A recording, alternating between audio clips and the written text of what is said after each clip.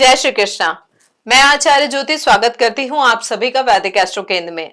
दर्शकों, आज हम बात करने जा रहे हैं बहुत महत्वपूर्ण गोचर की। 11 मार्च 2026 का जो दिन है ज्योतिषीय दृष्टि से बहुत महत्वपूर्ण दिन है, क्योंकि देव गुरु बृहस्पति लगभग 4 महीनों की वक्री अवस्था के बाद मिथुन राशि में मार्गी हो रहे हैं। गुरु केवल ज्ञान के ग्रह नहीं बल्कि आशा, नैतिकता, सही निर्णय, मार्गदर्शन और जीवन में स्थायित्व के कारक हैं। जब गुरु वक्री होते हैं तो व्यक्ति मेहनत करता है लेकिन परिणाम अधूरे लगते हैं। निर्णयों में कहीं ना कहीं भ्रम रहता है और रिश्तों व करियर में रुकावट महसूस होती है। मार्गी होते ही गुरु ये संकेत देते हैं कि अब आत्मा को सही दिशा मिलनी शुरू हो गई है। ये जो समय है विशेष रूप से उन लोगों के लिए राहत भरा होगा जो लंबे समय से मानसिक दबाव, करियर में कंफ्यूजन, विवाह में देरी, संतान या आर्थिक अस्थिरता से गुजर रहे हैं। मिथुन राशि में गुरु का मार्गी होना सोच, संवाद, समझ और निर्णय शक्ति को सक्रिय करेगा, जिससे जीवन में व्यवहारिक सुधार आपको दिखने लगेगा। 11 मार्च 2026 को गुरु का मिथुन राशि में मार्गी अवस्था में होना, देखिए यहाँ पर पहली एक चीज समझे कि मिथुन राशि है क्या। मिथुन राशि एक द्विस्वभाव राशि है, बौद्धिक और संवाद प्रधान राशि है, जिसके स्वामी है बुध। गुरु बुध का ये संयोजन जो है ज्ञान को व्यवहार में उतारने की शक्ति देता है। वहीं यहाँ पर हम और ग्रहों की बात करें तो शनि मीन राशि में है, वहां पर वो रहकर कर्मों का गहरा परीक्षण कर रहे हैं। राहु जो है वो कुंभ में है, केतु सिंह में है, तो यह स्थिति समाज बनाम अहंकार के संघर्ष को दिखा रही है। इस समय गुरु की दृष्टि तुला, धनु और कुंभ राशि पर पड़ रही है, जिससे न्याय, भाग्य और सामाजिक जिम्मेदारी के विषय आपके लिए सक्रिय हो रहे हैं। कुल मिलाकर यह ग्रह स्थिति बता रही है अब केवल सपने नहीं बल्कि ठोस फैसले और व्यवहारिक एक्शन जीवन की दिशा को बदलेंगे, जब अटका हुआ जीवन फिर से चलने लगेगा। दर्शकों, अब हम विश्लेषण करेंगे मेष से लेकर मीन राशि के जातकों पर इस गोचर का, इस परिवर्तन का क्या प्रभाव पड़ेगा। शुरुआत करने से पहले मैं अपने दर्शकों से अनुरोध करूंगी कि इस वीडियो को लाइक करें, शेयर करें, बेल बटन दबाकर चैनल को सब्सक्राइब जरूर करें। दर्शकों, मेष राशि वालों के लिए गुरु जो आपके 9वें और 12वें भाव के स्वामी हैं, तीसरे भाव में मार्गी हो रहे हैं, जिससे जीवन में साहस और आपकी जो निर्णय क्षमता है वो दोबारा जागेगी। लंबे समय से जो डर या संकोच आपको अपनी बात खुलकर रखने से रोक रहा था वो अब धीरे धीरे कम होगा। करियर में नए अवसर मिलेंगे, लेकिन वो तभी फल देंगे जब आप खुद पहल करेंगे। यहाँ पर बहनों और भाइयों या नजदीकी लोगों से संबंधों में सुधार भी होगा। यात्रा, ट्रेनिंग या नई स्किल सीखने से भी लाभ मिलेगा। मानसिक दबाव जो है वो थोड़ा कम होगा, लेकिन जिम्मेदारियां कहीं ना कहीं बढ़ेगी। ये समय आपको सिखाएगा कि भाग्य से पहले हिम्मत जरूरी होती है। अब आप अपने फैसलों से पीछे नहीं हटेंगे, आत्मविश्वास आपका लौटेगा और जीवन में गति भी आएगी। वृषभ राशि वालों के लिए बात करें तो गुरु आपके अष्टम और एकादश भाव के स्वामी होकर दूसरे भाव में मार्गी हो रहे हैं, जो धन और परिवार से जुड़े बड़े हुए बदलाव जो है उनकी तरफ इशारा कर रहा है। लंबे समय से जो आर्थिक अस्थिरता चल रही थी उसमें अब धीरे धीरे सुधार की संभावना दिखेगी। परिवार में आपकी भूमिका जो है वो मजबूत होगी और आपकी सलाह को महत्व भी मिलेगा। वाणी में थोड़ी गंभीरता आएगी, स्थिरता आएगी, जिससे रिश्तों की गलतफहमियां हैं वो भी अब कम होगी। अचानक धन लाभ के योग भी आपके लिए बन सकते हैं, लेकिन साथ ही अचानक खर्चे भी हो सकते हैं। यह समय आपको धन प्रबंधन सिखाएगा, आत्मसम्मान यहाँ पर आपका बढ़ेगा और असुरक्षा की भावना कहीं ना कहीं कम होगी। यह दौर बताएगा कि पैसा केवल कमाने से नहीं बल्कि सही निर्णय लेने से टिकता है। मिथुन राशि के जातकों के लिए बात करें तो गुरु आपके सप्तम और दशम भाव के स्वामी होकर लग्न में मार्गी हो रहे हैं, जो जीवन में नई पहचान और आत्मविश्वास का संकेत है। लंबे समय से जो आत्मसंदेह या कंफ्यूजन था वो अब खत्म होने लगेगा। करियर में स्पष्ट दिशा दिखेगी और लोग आपकी योग्यता को एक्सेप्ट करेंगे। विवाह या बिजनेस पार्टनरशिप से जुड़े जो निर्णय हैं वो यहाँ पर क्लियर होंगे। स्वास्थ्य में भी सुधार होगा, खास तौर पे यहाँ पर मानसिक थकान और बेचैनी जो है वो कम होगी। यहाँ पर लोगों पर आपकी बातों का असर बढ़ेगा। यह समय आपको खुद को नए रूप में देखने का अवसर देगा। अब आप दूसरों के भरोसे नहीं अपने निर्णयों के भरोसे आगे बढ़ेंगे और यह स्थिति जीवन में स्थिरता लेकर आएगी। कर्क राशि के जातकों की बात करें तो गुरु आपके छठे और 9वें भाव के स्वामी हैं और द्वादश भाव में मार्गी हो रहे हैं, जिससे अंदरूनी बदलाव आपके शुरू होंगे।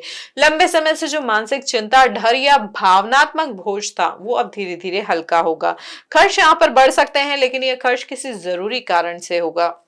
देखिए दर्शकों, विदेश अस्पताल सेवा या आध्यात्मिक स्थानों से जुड़े हुए अवसर आपको यहाँ पर मिल सकते हैं। यहाँ पर शत्रु या विरोधी थोड़े कमजोर पड़ेंगे और नींद और मानसिक शांति में भी आपको सुधार दिखेगा। ये समय आपको सिखाएगा कि हर लड़ाई जो है बाहर नहीं होती है, कुछ लड़ाइयां अपने भीतर भी जीतनी होती है और इसी स्थिति की वजह से आप अंदर से मजबूत बना पाएंगे अपने आप को। सिंह राशि वालों के लिए बात करें तो गुरु आपके पंचम और अष्टम भाव के स्वामी होकर एकादश भाव में मार्गी होंगे, जिससे अधूरे सपने जो है कहीं ना कहीं फिर से जीवित होंगे। आय के नए स्रोत बनेंगे, दोस्तों या नेटवर्क से सहयोग भी मिलेगा। संतान या प्रेम से जुड़ी चिंता में भी आपको राहत दिखेगी। आपकी सामाजिक छवि इस समय मजबूत होगी। पुराने निवेश या प्रयास अब सफल होते हुए दिखेंगे। हालांकि अहंकार यहाँ पर नुकसान करा सकता है, इसलिए विनम्रता बहुत जरूरी होगी। यह समय आपको सिखाएगा कि सफलता अकेले नहीं मिलती है, सही लोगों के साथ चलने से जीवन आगे बढ़ता है। भविष्य को लेकर इस समय आपकी उम्मीदें जो हैं वो वापस लौटेंगी। कन्या राशि के जातकों के लिए बात करें तो गुरु आपके चौथे भाव के स्वामी हैं और सप्तम भाव के स्वामी हैं और दशम भाव में मार्गी हो रहे हैं, जिससे करियर में निर्णायक बदलाव आ सकता है। लंबे समय से जो मेहनत आप कर रहे थे उसका परिणाम अब आपको दिखने लगेगा। नौकरी में प्रमोशन, नई जिम्मेदारी या पहचान मिलने के योग भी बन रहे हैं। बिजनेस पार्टनरशिप या जीवन साथी का यहाँ पर सहयोग भी बढ़ेगा। घर और काम के बीच संतुलन बनाना इस समय हालांकि जरूरी होगा। समाज में प्रतिष्ठा बढ़ेगी। इस समय आपको सिखाएगा कि स्थिर सफलता धैर्य और निरंतरता से मिलती है।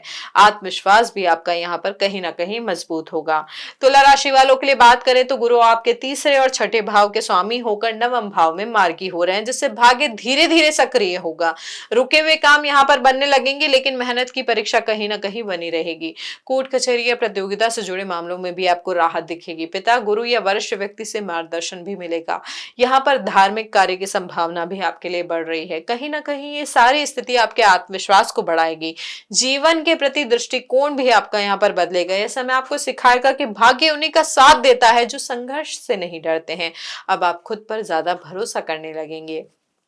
वृश्चिक राशि के लिए हम बात करें तो गुरु आपके दूसरे भाव के स्वामी हैं और पांचवें भाव के स्वामी होकर अष्टम भाव में मार्गी हो रहे हैं, जिससे गहरा मानसिक और भावनात्मक परिवर्तन आ सकता है। अचानक घटनाएं आपको झकझोर भी सकती है, लेकिन यही अनुभव कहीं ना कहीं आपको मजबूत बनाएगा।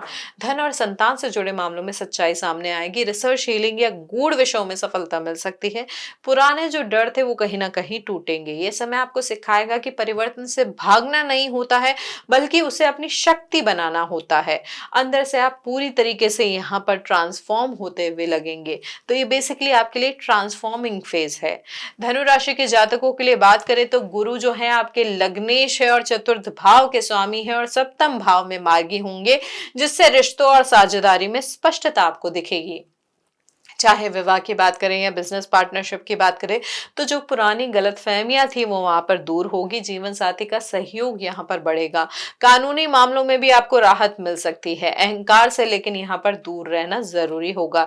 संतुलन बनाकर चलने से ही लाभ की संभावना आपके लिए बढ़ेगी। ये जो समय है आपको सिखाएगा कि रिश्ते जीतने के लिए नहीं बल्कि समझने और निभाने के लिए होते हैं।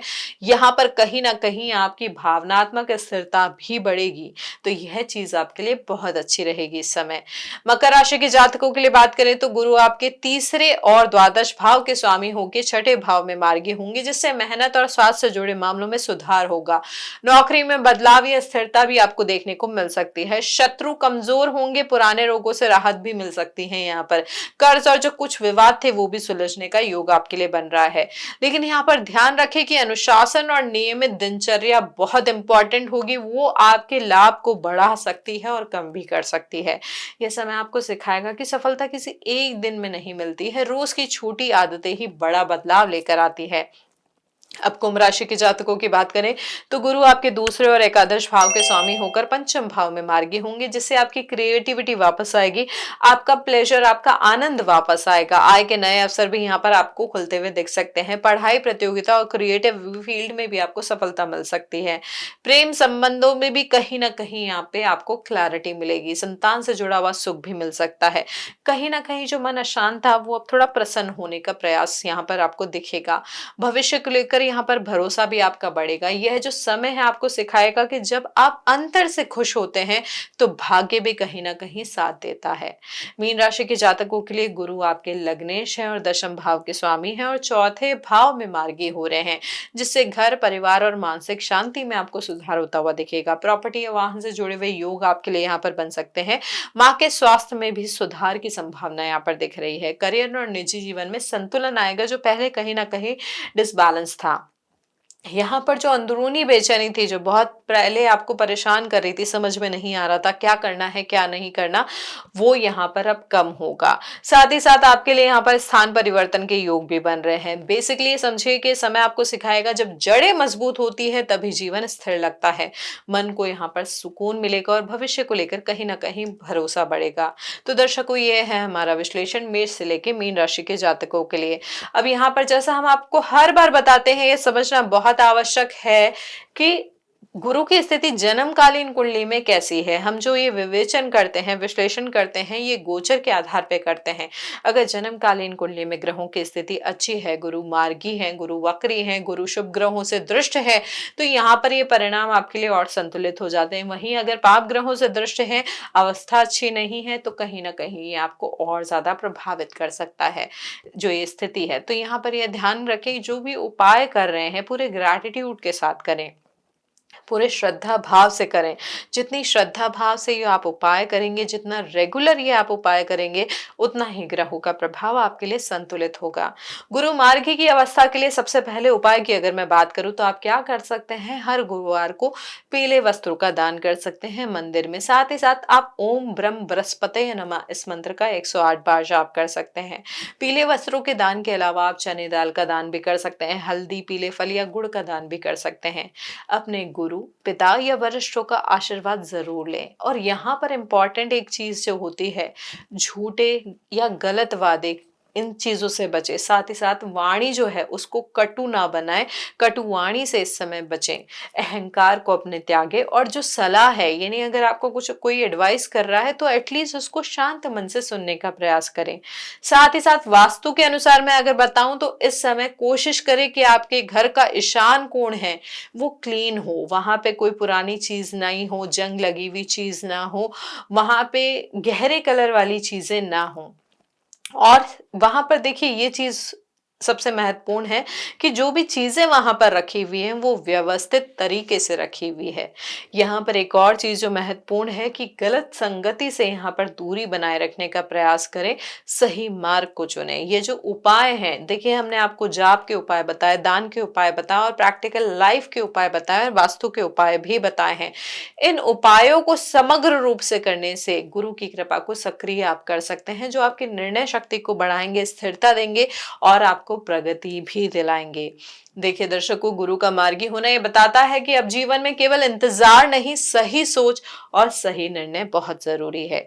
यदि ये विश्लेषण आपको उपयोगी लगा हो तो इस वीडियो को लाइक करें, शेयर करें और गुरु के संकेतों को अपने जीवन में अपनाएं। हरिओम।